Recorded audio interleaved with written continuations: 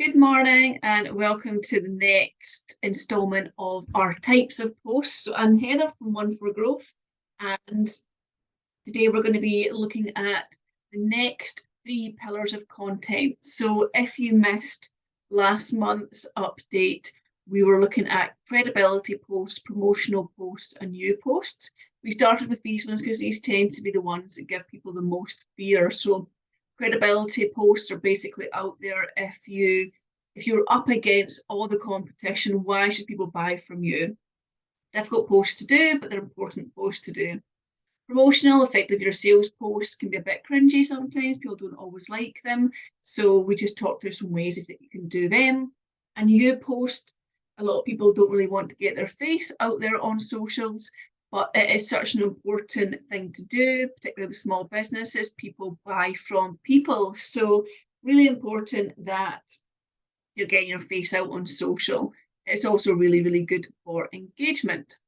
So we're going on to some of the easier ones to do, number 4 and 5, for educational and entertain type posts. And also we'll touch on lives at the end. So on to educational posts. Educational and entertainment posts have the same purpose. They are really, really good for retaining the audience that you have, but they're also brilliant for getting a new audience as well. So you tend to find these are the types of posts that people will share, that they'll comment on, that they'll save. So educational posts are fantastic. A lot of people try to stay away from them because they're worried if they give away tips and tricks that people won't then buy from them. Because why would they? All this information is there for them to take for free. That's just not what happens though. If you see a surgeon doing a video about how they do a particular procedure, you're not instantly become a doctor. Just because somebody shows you how to do something on social media doesn't mean they're going to become a social media manager. Sometimes it can go in your favor that they look at it and go, that's just not for me, I will get them in. So the point in educational posts is to show off your credibility, that you know what you're talking about, that you're helpful, that you're confident enough to give away that information. And also when people then need your support or support within your field, if they've been following you and remembering all the useful information that you're giving them, then they're going to trust you and you're going to be the forefront of their thoughts when they need someone within that field. So the educational posts are really important. They're also really easy to do once you get your head around what you can do. So top tips and tricks. So if you have a think about absolutely everything that you do within your business, it might seem like just day to day to you, but to everybody else, then this is something that's brand new that they don't know how to do. We only know what we know. So if you're trying to work out top tips and tricks, it doesn't need to be a long piece. It can literally be a few lines. For example, if you look at this screen that I'm sharing just now, you have 6 different types of posts. So for me, that would be 6 different posts to say what a credibility post is and why you should do it. And I could do that for each of the credibility, promotional, educational, entertain, and live posts. So there are 6 additional posts. Now I could go into further detail. So if you look at, for instance, this educational one, we've got top tips and tricks, free information, discussions, guides and blogs, mistakes and solutions. That's 5 potential posts telling people what they are, an idea of what they could do using that, how it links to their business, etc. So I could almost do 6 weeks of educational posts, 1 a week, saying what an educational post is. And in this series, we're going to tell you about 5 different options of how you can do educational posts. Now, if I was to do that for every single section I have here, I honestly have a year's worth of top tips and tricks for the year ahead. So if you think about a simple thing that you do and break down the steps to it, that will make up your top tips and tricks. It seems easy to you, but actually nobody else knows how to do what you do unless they're in your field. Now, just because you give them one top tip, it doesn't mean that they're going to know everything else that you do and suddenly take over your business. I quite often find that when I'm doing events, and training sessions that sometimes at the end of it, people are often like, yep, I can do X, Y, and Z, but actually ABC, I just can't do that. Therefore, they'll get you in to do it for them, or they will start looking for the right person or the right company for them.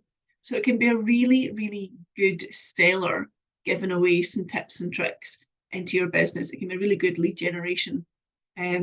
So ideas, top tips and tricks. We've gone through that. Free information is effectively the same thing. You're giving away your knowledge for free.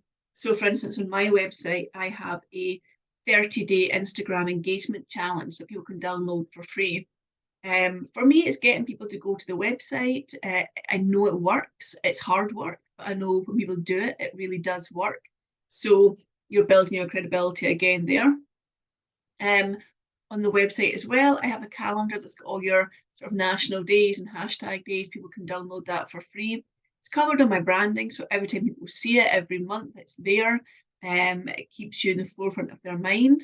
People appreciate and remember who it is that they've got stuff for free from, because it helps them. So it doesn't cost a lot to do these things, but it really means a lot to the people who are downloading it. It also drives traffic to your website as well. And if you have a sign up on your website, or people buy from you and they get signed up to your newsletter, then it's a really good lead into that and potentially future business. Discussions is quite a difficult one to do, to be fair. So during COP26, we did discussion pieces on a Sunday on our socials. And in that, we asked people, for example, as a small business, do you find that you are benefiting or being hindered by everything going on in the city in COP26 if you're within Glasgow? And they created some really interesting conversations. So some people were being hindered by it, but they could see the bigger picture for the city and the income, tourism, etc. So these were really good because they were topical and they mattered at that moment to people. However, when we then continued to try and do these post COP26 by just making up random discussion questions, they weren't important enough, or they weren't the right questions to keep people engaged. So we stopped doing that. But we do it now and again when there is a topical question that is trending at the moment that we know are impacting our audience. It can be really powerful for your engagement, for opening up important discussions and using the followers and the platforms that you have.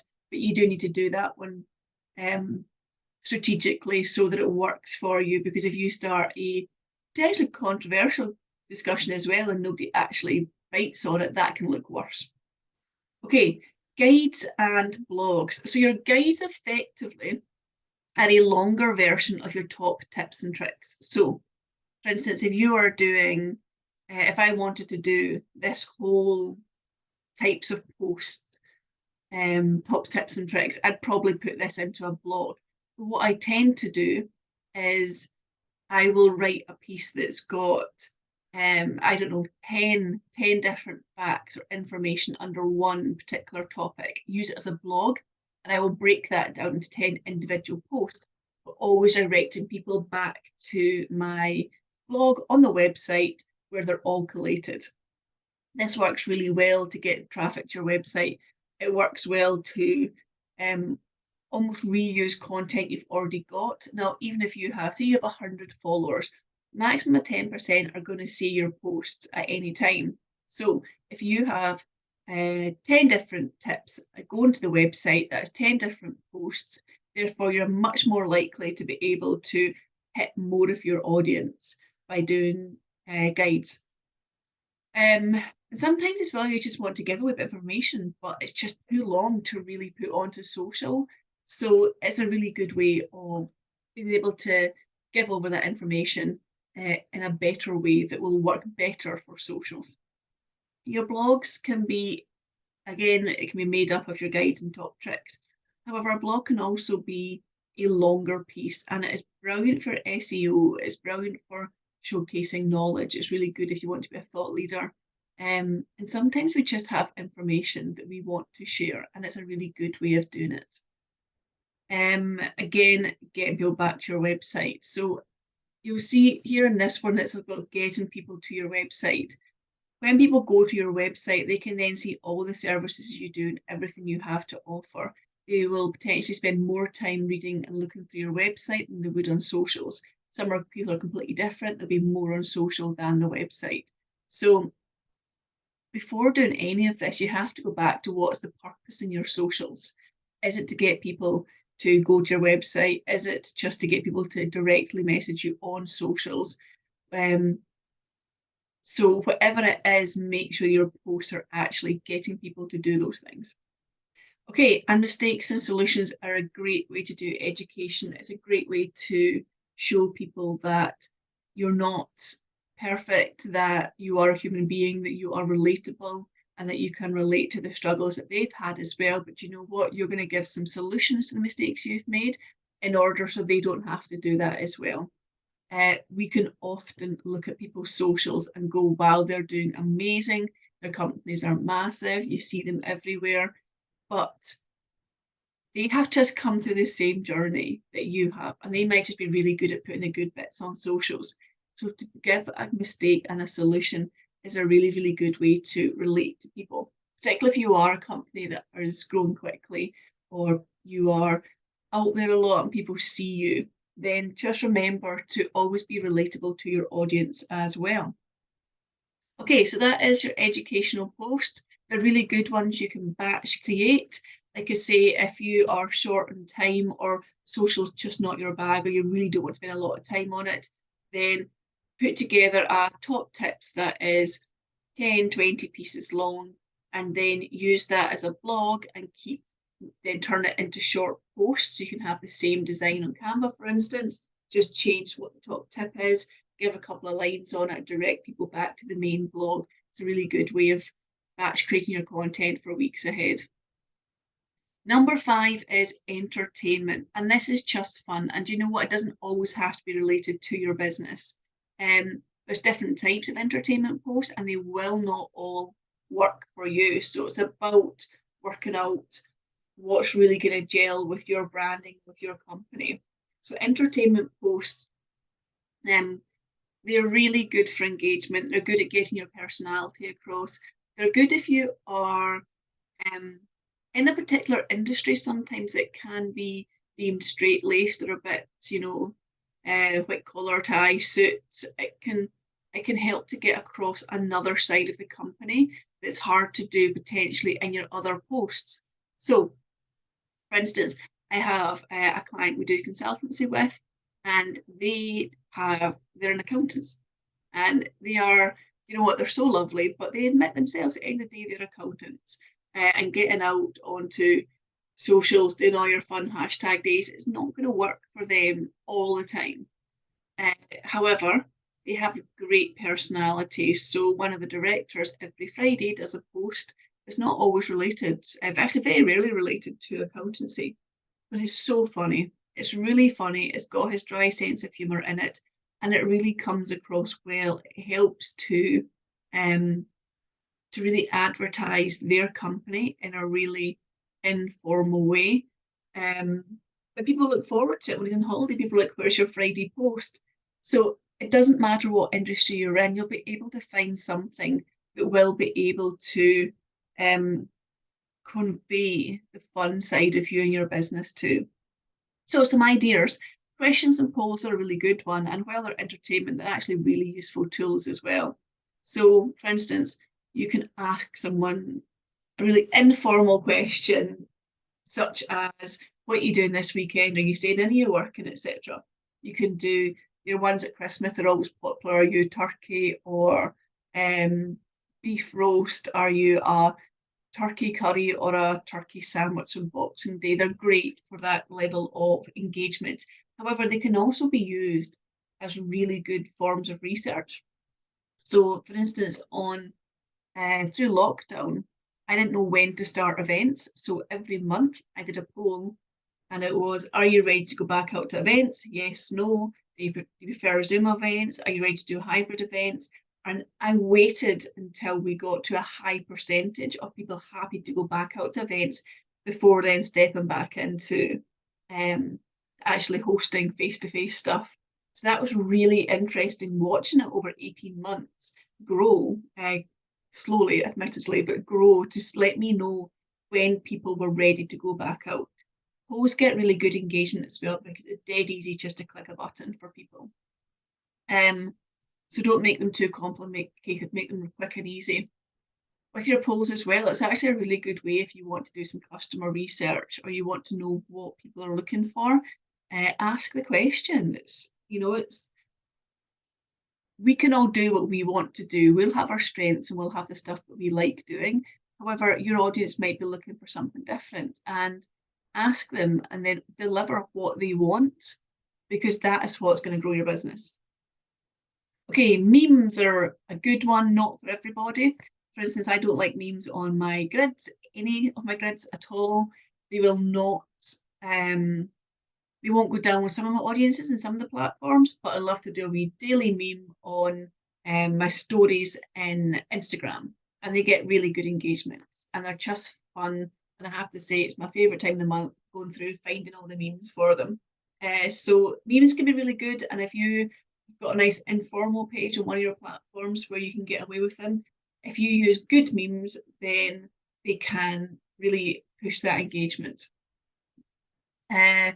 Shout out, so you can do a shout out to a customer, to a client, to a company that you just really like.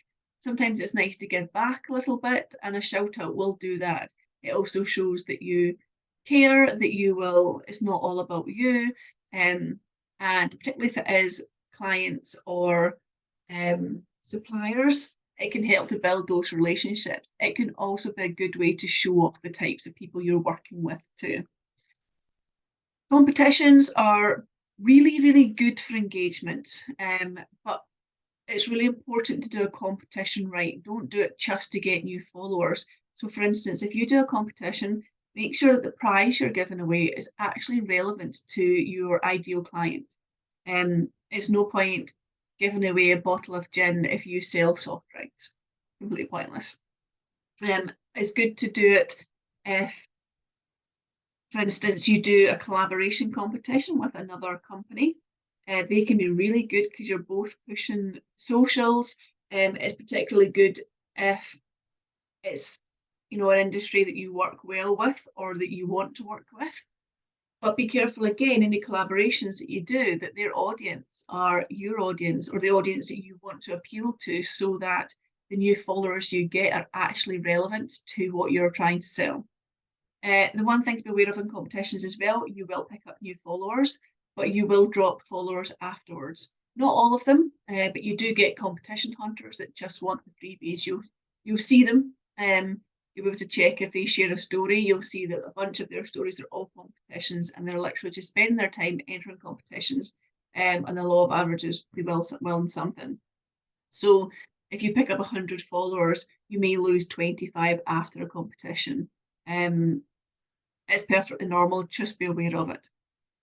Trends and hashtag days are really good fun. Trends are good to jump on socials in general, but I am also, don't jump on every trend. It doesn't apply to you. Don't jump on it just because you feel that you should do it because everyone else is doing it. You should do stuff that's relevant to you, and if there's a trend that works for you, brilliant. Take part in that. Hashtag days are really good. There's a calendar on our website that you can download for free, and it's got things like National Nutella Day. It's got your big charity days. It's got a lot of like UN days, etc. And they're good for mixing up your social, for giving you some inspiration, for appreciation days, for looking at days that highlight things that are important to you. So I am pre-recording this on International Happiness Day. So it's a really good, if that links into your company somehow, then it's a really good day to actually be able to do social, using those hashtags to potentially get a little bit more reach on those days. It just gives it a bit more fun aspect to it as well. And blogs cross over into this one too. So you'll see from listening to last month and this month, things start to cross over.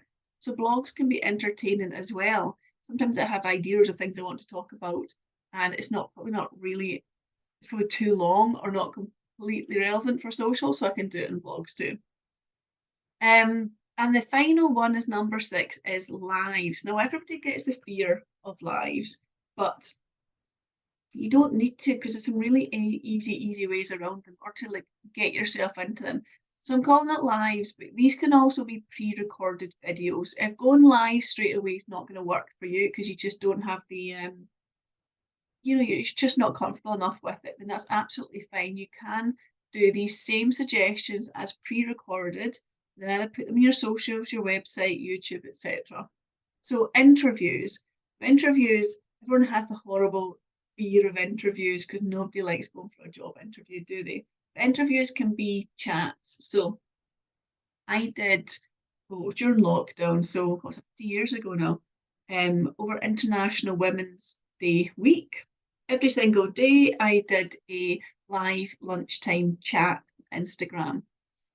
Just 15-20 minutes with local women who own their own businesses, and just to see what International Women's Day means to them, what their favourite motivational quote was, and just what they do in their business. So it was a bit of cross promotion for both companies. But I 100% picked 5 of my mates that own businesses, and I'm like, that's cool. I can grab my sandwich, cup of tea, go on, do a quick chat with them, and we're done.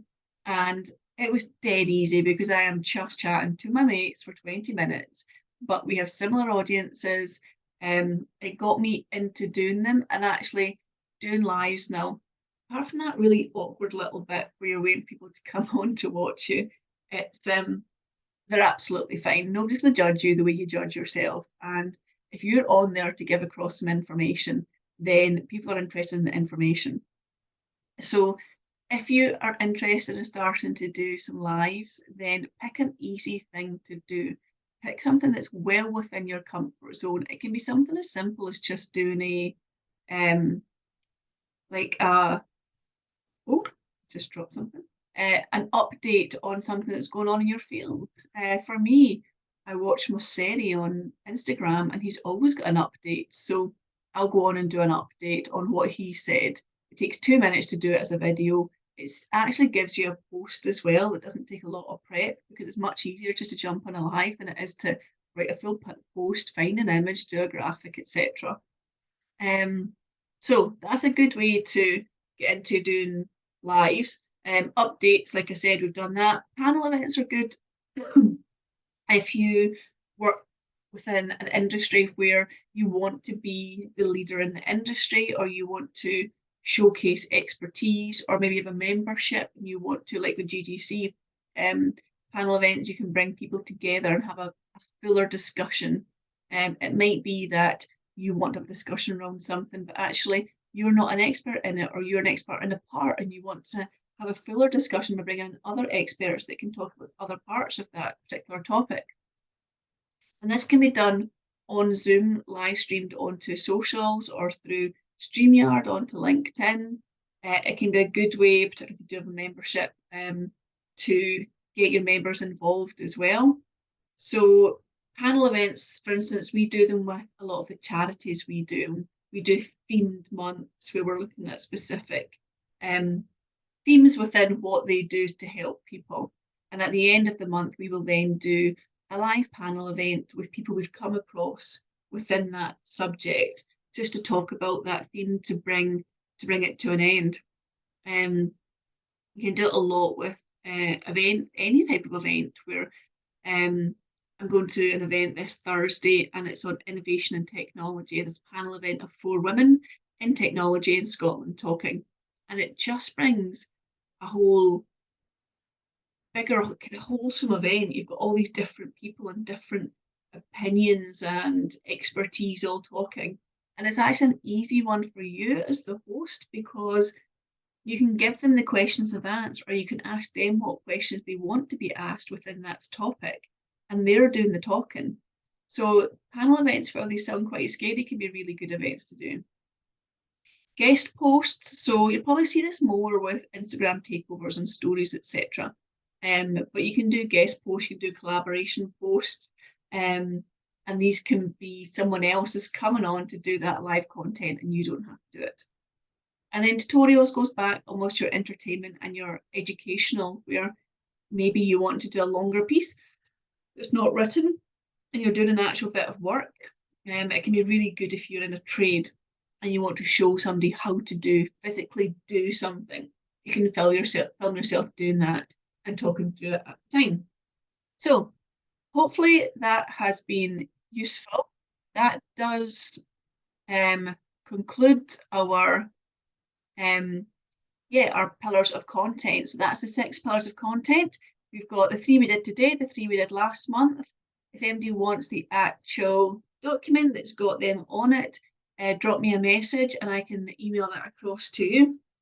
That was a really, really quick way of getting through them. If you're interested in more detail, how that can be relevant to your company, how you can implement that into your strategy, then we do have a workshops called Kickstart Your Social Strategy. And that looks at the strategy of social plus the content strategy and then pulling them together. We look at Canva, we look at scheduling, look at each of the platforms and why you should or shouldn't be on them. And that is on the 21st of April. And as a GGC member, you get a discount on that too. Please do let me know if you're interested. Again, it's also on the website, and if the discount code is on the GGC website. And I will be back next month with a new topic for you.